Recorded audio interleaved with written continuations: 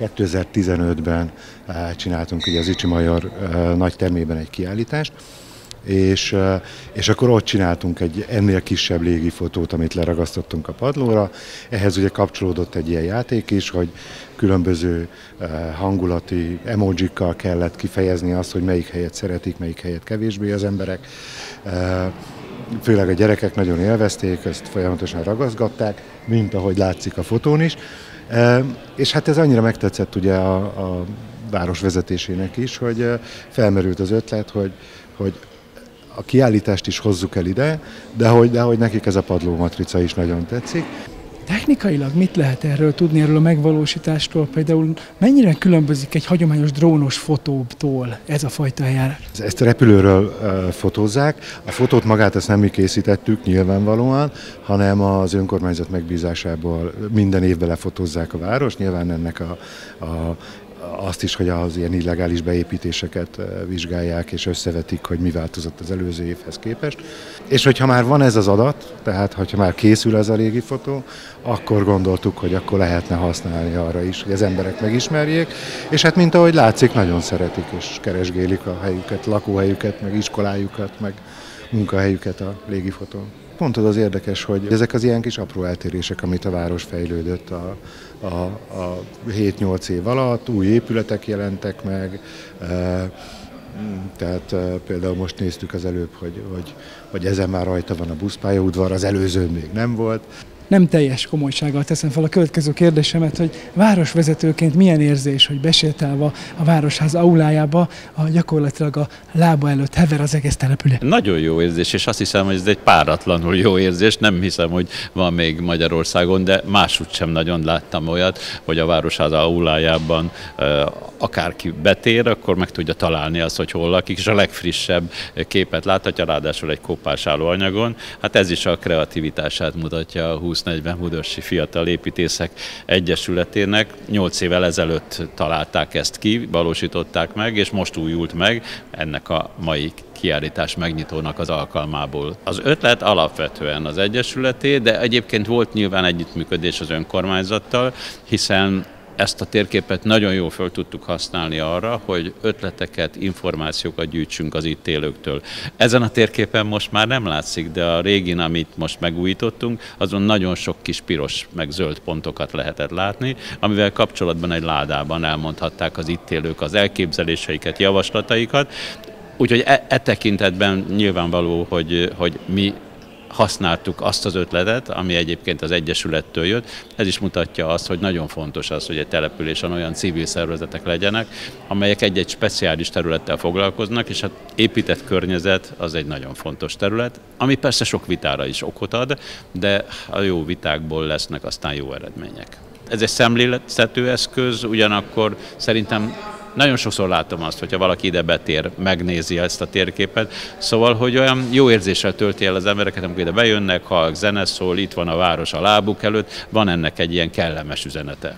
10 évvel ezelőtt néhány fiatal építész, akik Budaörsön éltek, azt gondolták, hogy kéne egy olyan egyesületet létrehozni, amelyik foglalkozik az épített környezettel, és talán hasznára lehet a településnek. Hát ez a 10 év gyorsan eltelt, és itt mondtam Botonnak, hogy nem fogok azzal szórakozni, hogyha fiatal budaörsi építészek, és 10 év eltelt, akkor kell esetleg nevet változtatni, de nyilván nem ez a mai napi rendezvénynek a célja. Nagyon gyorsan eltelt ez a 10 év, ugyanakkor nagyon sok minden történt ez alatt a 10 év alatt. Nyugodtan mondhatom, hogy a város kulturális életében jelentős nyomot hagyott az ő tevékenységük ez alatt az idő alatt. Egyrészt az évről évre visszatérő szüreti kiállítások értő és kritikai szemmel kísérték figyelemmel Budaörs fejlődését, de maguk az Egyesületbe tömörült fiatal építészek is izgalmas tervekkel járultak hozzá településünk arculatának alakításához. De talán még ennél is fontosabb, hogy körülöttük valódi közösség épült, amely nem maradt belterjes, mindig nyitottak voltak a külső érdeklődők felé, sőt, teljes természetességgel integrálták munkájukba a gyerekeket is. És ahogyan az lenni szokott, a kreatív közösségek előbb-utóbb lesz egy emblematikus bázisa ezeknek a közösségeknek, mint ahogyan az animációs művészeknek a régi postaépülete egyik szárnya, úgy a 2040 a Zichy Major leromlott épületébe hozott új életet. Ugye azt gondolom senkinek nem kell mondani, az elején szerettem volna, hogy a 2040 az honnan jön, gondolom mindenki tudja, hogy ez Budaörs irányító száma. Mint ahogyan az is természetes, hogy a két szellemi műhely, vagyis a 2040, illetve a Posztárban működő egyesület együttműködik, és akkor még nem is beszéltünk arról, hogy milyen szinergikus szereplői ennek az életnek a Posztárt, és ez az egész körzet hogyan alakult egy kis kulturális pezsgő részévé a városnak, vagy szegletévé. Az idei építészszünet eltér a korábbi rendezvényektől, ugyanis egyetlen esemény helyett most 1,5 hónapon keresztül tartó programsorozattal ünnepelték a kerek évfordulót. Voltak városi séták, például a kőhegyi borospincéknél és a budaörsi templomoknál, kiállítások, városi kerti parti és társasjátékok az Zichy Majorban. Ebbe a programsorozatba illeszkedik ez a kiállítás, amely közösségek és a közösségi terek címet viseli. Ahogyan egy kreatív közösséghez illik, ez a kiállítás is rendhagyó. Nem az Egyesület elmúlt 10 évét tekinti át, írtam a beszédbe, amit rögtön revideálni kell, mert hogyha itt megnézzük a hátam mögött, akkor a 10 évnek a története mégiscsak kivonatos formában, legalábbis a 10 szünet, hogyha jól látom, ami tartalmazza is ezt a tevékenységet, jelen van, de alapvetően ennek a kiállításnak egy nagyon érdekes motívuma is van. A cím ugye azt sugallná, hogy közösségi terekről van szó, valójában a lényeg annak bemutatása nemzetközi, és ha jól tudom, remélem ezt jól tudom, elsősorban dán példákon keresztül, hogy hogyan lehet foglalni közösségi tereket, amelyek korábban nem használtak, és új típusú közösségi térhasználatban legtöbbször felbukkan egy azonos elem, a művészet és a művészek közreműködése.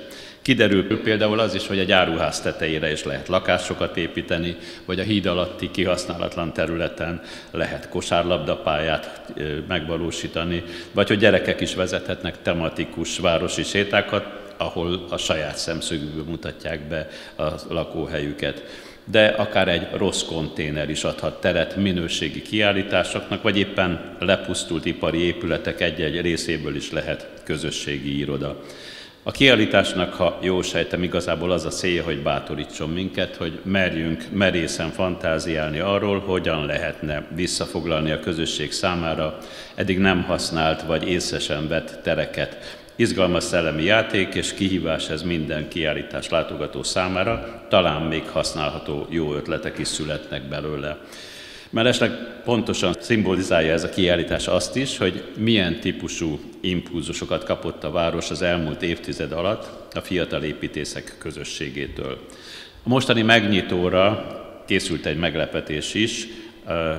Ugye 8 évvel ezelőtt került fel ide az aulába a városnak a térképe, amit nagyon sok jópofa célra is lehetett használni, többek között megjelölhették egy program keretében az itt élők, hogy melyik területtel milyen ötleteik, milyen javaslataik vannak, és ezt föl tudtuk használni a város jövőjének a tervezése kapcsán, és pont egy hónappal ezelőtt, talán egy kicsit több is volt ez, amikor Göncz Árpád születésének 100. évfordulóját ünnepeltük, vagy a kiállítást nyitottunk itt, megkérdezte valaki, hogy már kicsit kezd megkopni a széle, hogy mi lesz ezzel a térképpel. Mondtam, hogy nem tudom, de szerintem előbb-utóbb, ahogy én ismerem azokat, akik ezt megvalósították, meg fog ez történni. Hát a mai kiállítás megnyitóra ez meg is valósult, hogy nagyon köszönöm ezt az Egyesület valamennyi tagjának, meg azt a munkát is, amit az elmúlt 10 évben tettetek, és nyilván az érdeklődőknek azt kívánom, hogy inspirálódjanak, engedjék szabadon a fantáziájukat, lehet sok ötletet találni. Azt nem tudom, hogy mennyi leromlott és elhagyott ingatlan van Budaörsön, mert azt hiszem, hogy ingatlanból állunk a legkevésbé jól, már olyanból, amit nagyon jól lehetne hasznosítani, de nektek mindig vannak ötleteitek, úgyhogy nyitottak vagyunk rá. Köszönöm szépen, hogy meghallgattak. Ez a kiállítás, ez a Dán Kulturális Intézetnek egy 2021-es kiállítása, amit szerettünk volna ide elhozni. Ez direkt egy olyan ilyen open source kiállításnak képzelték el, hogy ezt többféle kiállítótérben, többféle módon, rendkívül egyszerűen elvileg, tehát ilyen kinyomtatott A3-as lapokkal ki lehet állítani. Az eredeti elképzelésünk, hogy egy ilyen műhelytitkot eláruljak, az volt, hogy ugye nem csak lefordítjuk a kiállítást, de hogy magát a tablókon is ezt a magyar szöveget fogjuk kiállítani. És hát itt egy kis kulisszatitok, hogy hát azért Dániában sincs kolbászból a kerítés, ugyanis nagyon hosszú egyeztetés végén, a hét elején közölték velünk, hogy így nagyon sajnálják, de a grafikus az kitörölte a szerkeszthető fájlokat, úgyhogy nem tudják nekünk elküldeni. Ezért úgy döntöttünk, hogy ilyen kis A4-es papírokon fordítjuk le, vagy rakjuk ki a fordításokat, és végül is azt gondoljuk, hogy ez lehet, hogy a kiállításnak egyáltalán nem válik a kárára, hiszen ugye ezek elég hosszú és elég tartalmas szövegek, érdemes őket inkább ahelyett, hogy itt állva elolvassuk, magunkkal vinni, és otthon nyugodt körülmények között elolvasni később. Úgyhogy tulajdonképpen ez egy szerencsés véletlen, ezt nyilván majd folyamatosan fogjuk pótolni az elfogyott papírokat. És hát ugye gyakorlatilag ez a városi közösségekről szól ez a kiállítás. Most az egyik legfontosabb téma a világban az ugye a természeti erőforrásoknak a kimerülése és a környezeti katasztrófa, ami felé vágtat a világunk. És gyakorlatilag a fenntarthatóság az ugye egy olyan téma lett, amiről nap mint nap szó van. A kiállítás azt feszegeti, hogy ez a fenntarthatóság, ez nem csak napelemet jelent, és ehhez hasonló technikai megoldásokat, hanem hogy a társadalmi fenntarthatóság is a fenntarthatóságnak a része.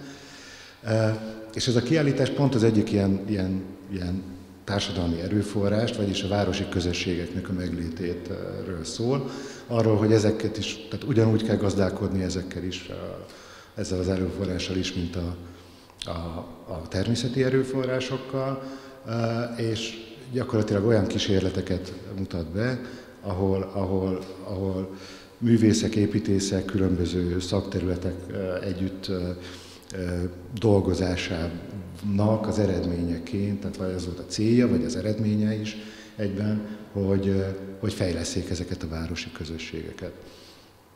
És hát ugye egy ilyen városi közösség vagyunk mi is, illetve hát több ilyen városi közösséggel dolgozunk együtt, és hát próbáljuk generálni azt, hogy minél több ilyen kis közösség jöjjön létre, és társadalmi párbeszédek induljanak el, és hogy minél jobbá tudjuk tenni a saját környezetünket. Úgyhogy mindenkinek nagyon ajánlom, hogy olvassák el azokat, amiket kiírtak az eredeti kiállítás összeállítói, illetve amiket lefordítottunk, és vigyék el magukkal, illetve hát, hogy most beszélgessünk, ők beszélgessenek egymással, és hogy mi is formáljunk egy új kis társadalmi, ilyen városi közösséget. És nagyon köszönöm mindenkinek, hogy eljött, és még azt hozzátenném, hogy természetesen ez a kiállítás megnyitó is, mint minden rendezvényünk, egy kicsit ilyen utolsó pillanatos, ilyen pop-up rendezvény. Ezért célszerű, hogyha a Facebook oldalunkat követi mindenki, és ott értesül arról, hogy mi történik, mert nagyon rosszak vagyunk az előzetes meghirdetésében a rendezvényeknek, úgyhogy köszönöm szépen mindenkinek, aki eljött. Köszönöm.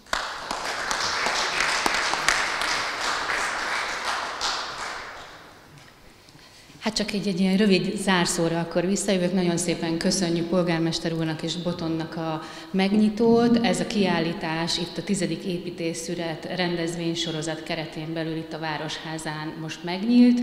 Egy hónapig tekinthető meg az előzetes tervek alapján, és kérem, hogy vigyék hírét, mi ezért meg fogunk mindent tenni, hogy minél többen lássák, hallják és kommunikáljunk arról, hogy mit lehet még itt tenni a városunkban. Köszönjük szépen!